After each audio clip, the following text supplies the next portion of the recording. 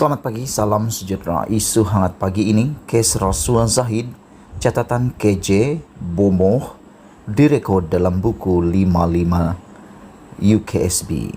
Berita sepenuhnya.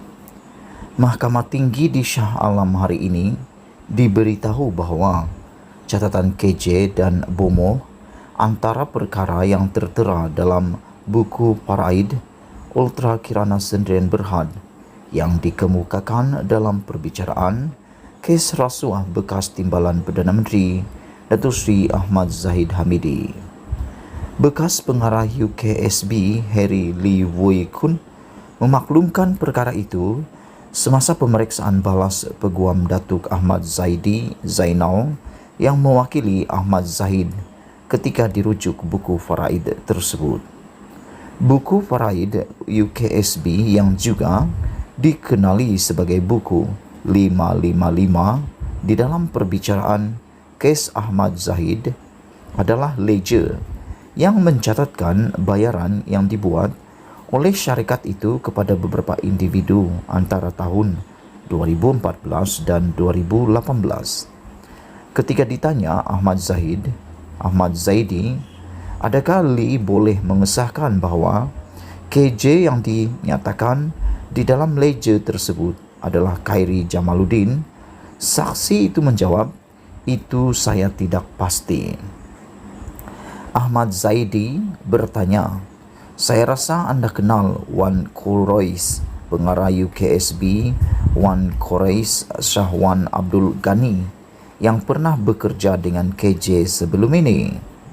Lee menjawab, saya tidak begitu pasti beliau bekerja dengan KJ sebelum ini.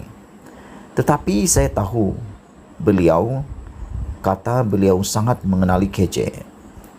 Dalam prosiding sebelum ini, Lee dalam penyataan saksinya berkata bahawa beliau membawa masuk Wan Quraish Shah sebagai pengarah dalam UKSB pada Mei 2013 kerana lelaki itu adalah ahli UMNO dan syarikatnya memerlukan kelebihan individu tersebut bagi memudahkan mereka berkomunikasi dengan Ahmad Zahid yang ketika itu Menteri Dalam Negeri. Saksi itu juga tidak dapat menjawab soalan Ahmad Zaidi ketika ditanya mengenai pembayaran kepada individu dicatat dengan perkataan Bomoh di dalam buku sama. Selain catatan KJ dan Bomoh, antara catatan lain yang tertera di dalam buku tersebut adalah KPU Ketua Pengarah, FM Menteri Luar, SUB Setiausaha Bahagian dan AK Akbar Khan. Saksi pendakwaan ke-15 itu juga bersetuju dengan cadangan Ahmad Zaidi bahawa bayaran yang dibuat kepada menteri dan ahli politik yang dicatatkan dalam buku tersebut adalah sumbangan politik. Lee turut mengesahkan bahawa sumber keuangan yang dibayar kepada individu-individu di dalam buku Faraid tersebut diperoleh daripada subkontraktornya di Hong Kong. Syarikat itu dilantik UKSB bagi menguruskan sistem visa luar negara VLN bagi pihak mereka, dan sumber dana tersebut tidak pernah dimasukkan ke dalam akaun UKSB. Ahmad Zahid, 69 tahun, berdepan 33 pertuduhan menerima suapan berjumlah 13.56 juta Singapura dolar daripada UKSB untuk dirinya selaku Menteri Dalam Negeri bagi melanjutkan kontrak syarikat itu sebagai pengendali perkhidmatan pusat sehenti OSC di China dan sistem VLN serta mengekalkan kontrak perjanjian untuk membekalkan sistem bersepadu VLN kepada syarikat sama oleh Kementerian Dalam Negeri. Bagi 7 lagi pertuduhan, beliau didakwa telah mendapatkan untuk dirinya wang tunai 1.150 juta Singapura dolar RM 3 juta euro 15,000 dan 15,000 US dollar tanpa balasan daripada UKSB yang mempunyai kaitan dengan kerja rasmi beliau. Beliau didakwa melakukan kesemua perbuatan itu di Seri Satria, Persin 16 Putrajaya dan Country Heights Kajang antara Oktober 2014 dan Mac 2018.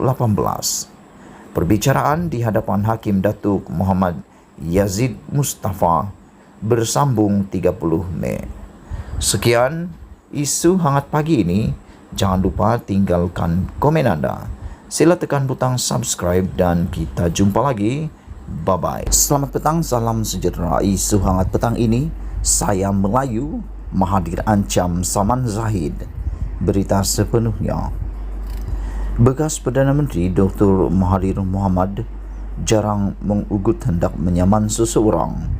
Bagaimanapun kali ini berbeza sama sekali. Mahathir hari ini mengancam hendak menyaman Presiden UMNO Zahid Hamidi kerana mempertikaikan status kaumnya sebagai orang Melayu. Saya cabar Zahid untuk tunjuk bukti tentang identiti saya yang dipertikai diri saya, status bangsa saya sebagai orang Melayu. Jika dia tidak meminta maaf dan menarik balik fitnah itu, saya akan ambil tindakan mahkamah, katanya sambil menyifatkannya kenyataan Zahid sebagai memualkan.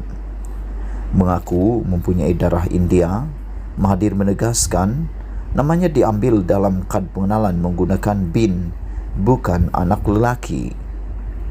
Mengikut takrifan Perlembagaan Malaysia Perkara 160, saya Melayu dan perjuangan saya adalah untuk bertahan kepentingan bangsa saya.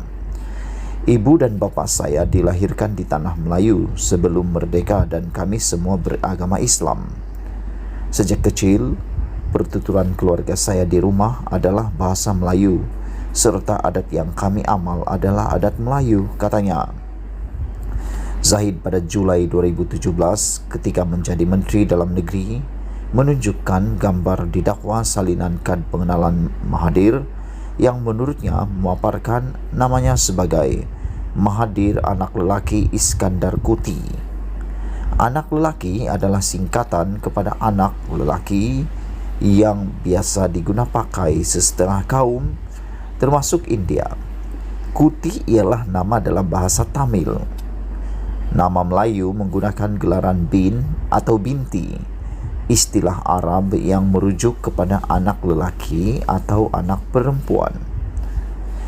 Menyifatkan Zahid sebagai seorang pembohong tegar, ahli Parlimen Langkawi itu berkata, tujuan Zahid berhubung kenyataan kad pengenalannya itu sewaktu kempen pilihan raya ke-14 hanya untuk memburukkan dirinya.